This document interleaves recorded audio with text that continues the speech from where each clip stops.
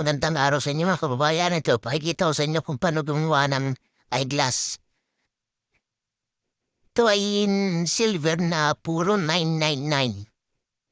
Ito kaya, ginawa ko ito nasira yung salamin ko kaya ito yung nga rin pagkakataon na gumawa ulit ng aking magamit na salamin.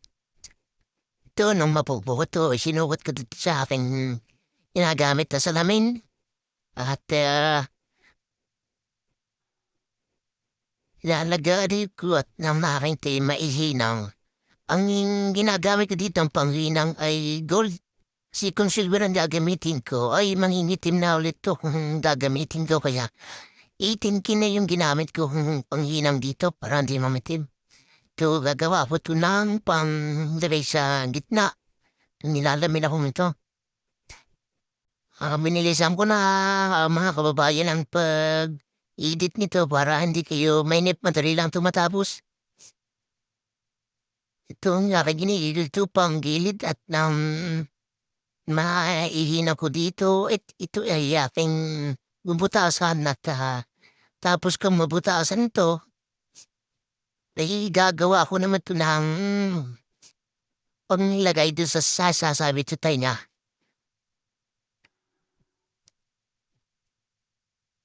Yung tornilyo na ginamit ko dito ay yung tinanggal ko sa dati kung ginagamit sa salamin. Ito, naihina ko ito na, hindi ko na i-video. Ito, sinusuwat ko yung lalagay kung pinaka-design doon sa pinakasintro ng salamin na katulad ng mga salamin mamahalin kung bilhin sa labas. Ito, mabilis lang tumatapos.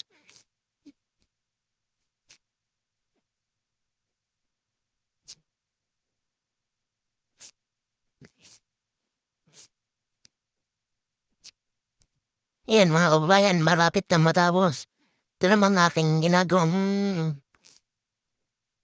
pinaka-box nito ay yung paglalagyan noong guma dun sa may nakaano sa balinmusan natin. Ito, inubutas ko at tornilyo rin yung ilalagay ko dito. Yung alagay kong tornilyo yung ginamit ko rin dun sa aking dating ginagamit sa lamin ito. Matapos yung hinangan, gumawa naman ako noong panglagay doon sa gilid ng salamin. Ayun may butas ko, tinutornilyo ko na. Kung matatapos nito, panglagay naman to sa tenga, yung pansabit sa tenga. Pasensya na kabayan at ano yung aking video papatigil-tigil. Ano nangyari dito? Ito na, hinihina ko na yung ito, tapos na. Ilinisin na lang.